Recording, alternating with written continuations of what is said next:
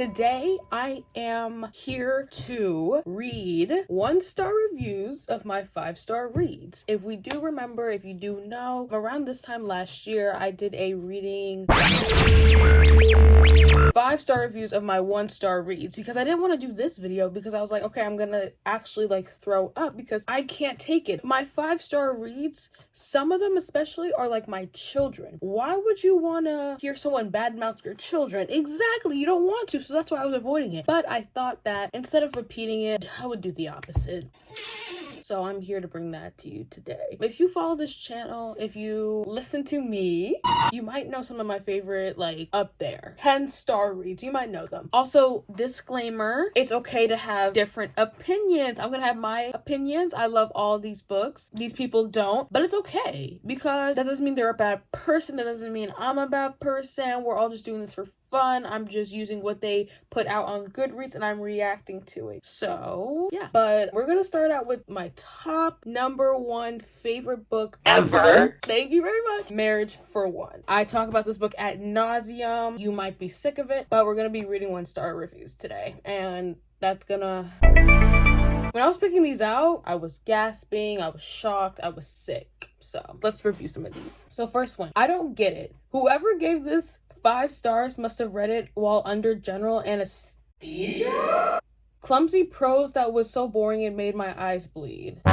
Okay, listen. This is a 500-page book about Jack and Rose and their love story. Maybe I should have prefaced with what this book is about. It's about Jack and Rose. So Rose wants to have this coffee shop in New York City, but getting property in New York City is actually a battle that you will that you will most likely fail, right? So she wants a place in, I think, this very like popular part of the city, and it's hard to get it. And then she meets Jack because something with lawyers and her uncle starts happening, and they go to Jack to like figure it out, and Jack's like, hey, marry me and then you can have this space, I think. So yeah, and then they have to get married, and it's marriage of convenience to make sure Rose gets this place. And then yeah, and I also think proof will point to her uncle. That's what it's about. Continuing that, it is 500 pages. It is a slow burn. Okay, it's slow. If that's not your thing, then I could see how you could find this book boring. I really do.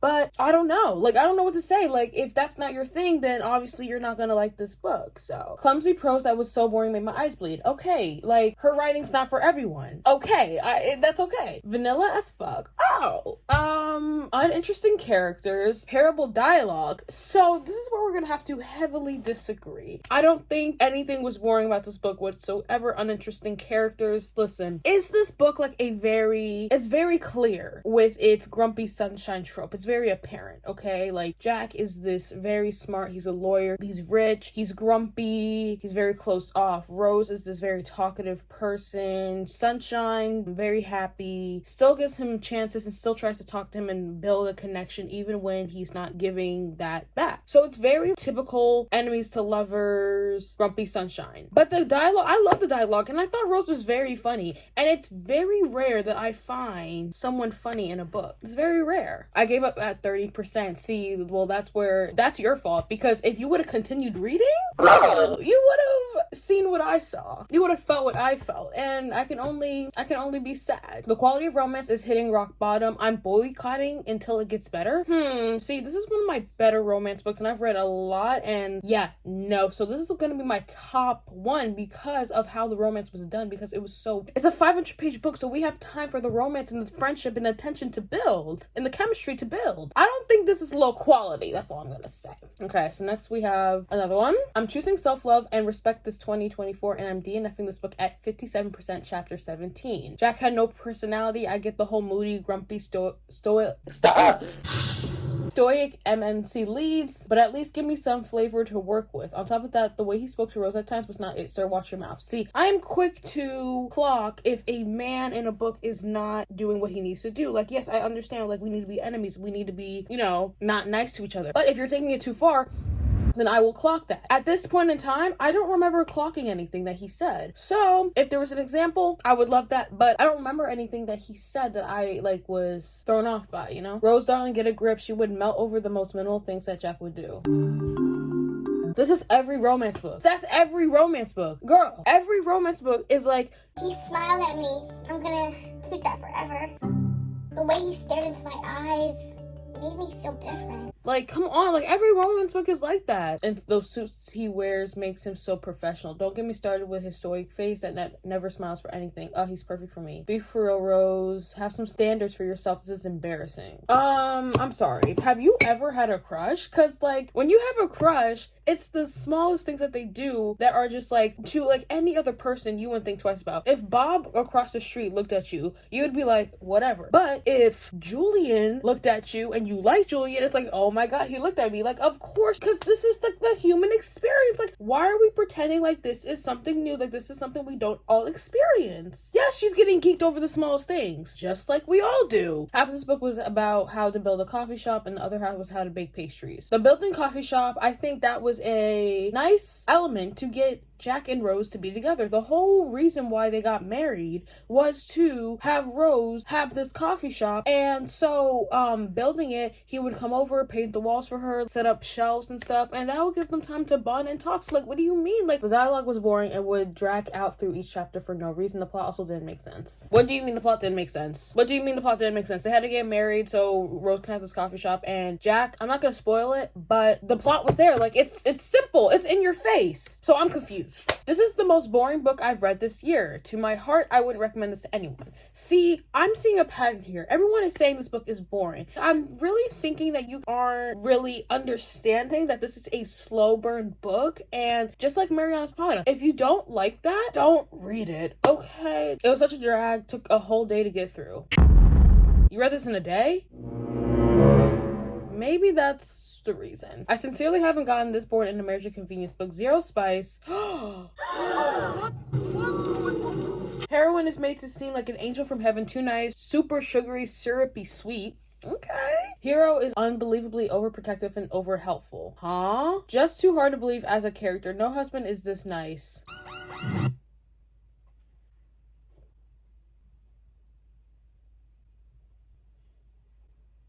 I don't want to hurt anyone's feelings, but if your complaint is that he's too nice, no husband is this nice, ooh.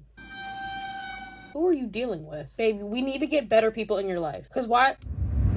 I have nothing more to say. So next we're going to be reviews from my probably second favorite. This is probably runner-up to Marriage for One. I love this book so much, and you guys already know. Fable by Adrienne Young. This book is about a girl who is stranded on this island after her father dropped her off after their ship got destroyed, and she was left on the island by her father, and now she's on a quest to make enough money so she can go back to her father and, like, talk and be like, hey, why'd you do this, right? And along the way, she meets this guy who's going to help her out, and it's a very cute, fun fantasy book, and I love it. So let's get started. I hold this book near and dear to my heart. If you guys know, you know, so I'm a little scared. Who the fuck is Clove? Okay, so if you were paying attention, you would know that Clove is the right-hand man, almost, to Fable's father. This author has introduced so many one-dimensional side characters I literally don't even remember.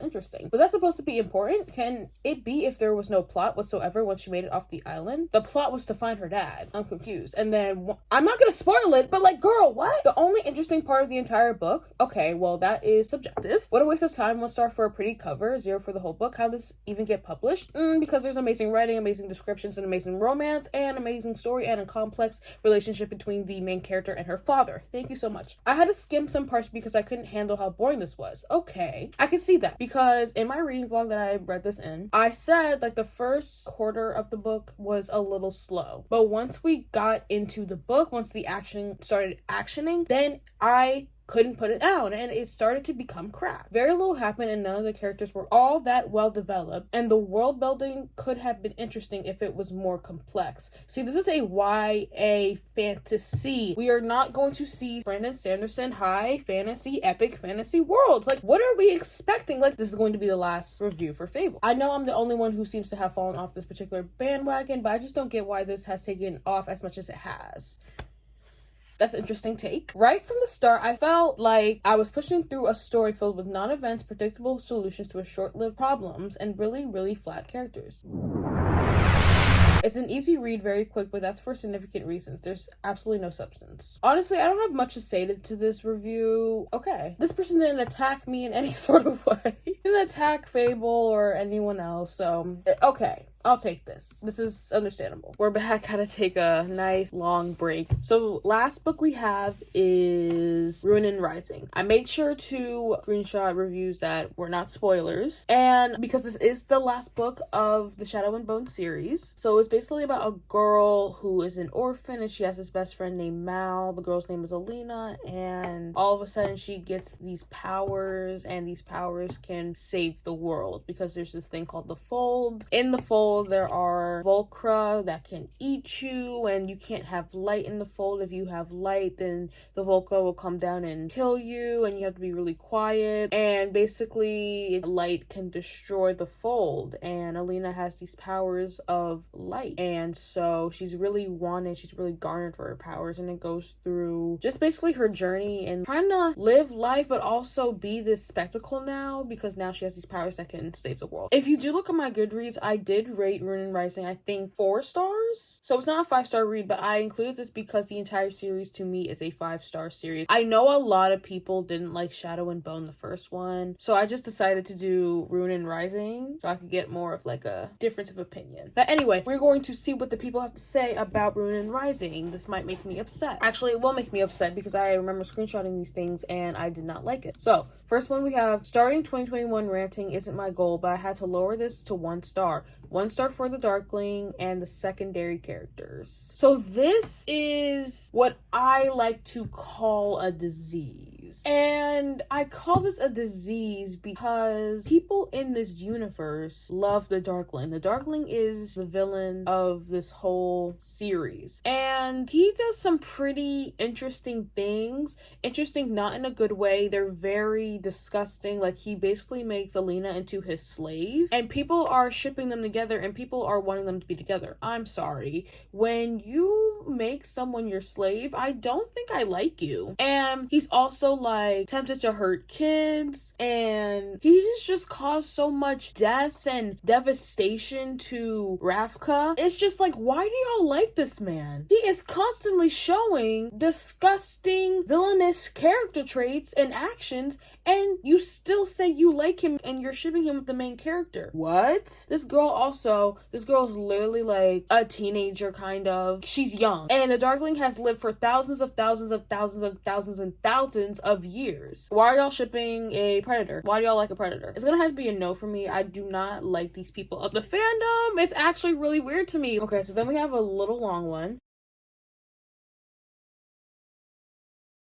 The Grisha series laid a very good foundation, which would have been amazing to explore, but it never dared to. It just skimmed the surface to pass on to something else. I wish Leigh Bardugo had been braver. I wish she'd gone into the light/darkness duality, the humanizing/dehumanizing effect of eternity, the real meaning of a name, the meaning of power, the hunger for power. Instead, what we got with this third act is the frankly terrible moral that if you are strong, if you feel good in your strength as a woman, if you are powerful, well, you should really turn all that down for some boy's love. The moral is make yourself little and take up no space because a boy wants to be more powerful than you. Alina didn't have space to embrace herself because what she wanted was to please Mal, and that is disgusting. Okay, ending of this book, I won't spoil it, but it is bittersweet. But I think I don't take it from the perspective as like she was doing this for somebody. I don't understand why it always has to be. And listen, I love when a female character is strong and she can take the reins and really like have control and power. I really love that.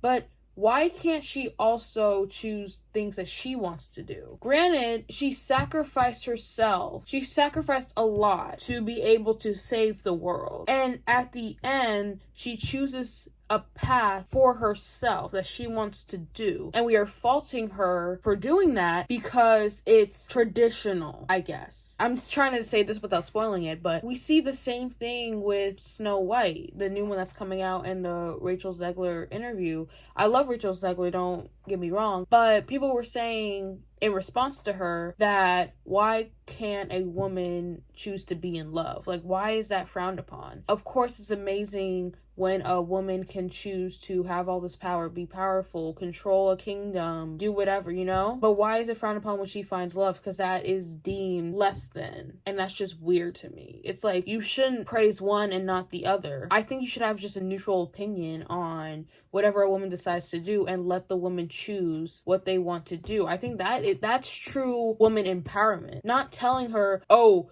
you don't respect yourself, or that's little of you for choosing love, or whatever, or you're so great because you chose to be in control and to be in this high ranking. I think real woman empowerment is letting a woman choose what she wants to do. That's my take on it, and that's what I took from Rune and Rising. Her choosing it's more complicated than that, and I don't want to, again, I don't want to spoil anything. That's my piece on it. But yeah, that's going to be the end of this video. I hope you guys enjoyed it. It honestly made me sick. Yeah, let me know if you guys want more videos like this or anything you want to see from me, and I'll see you in the next one.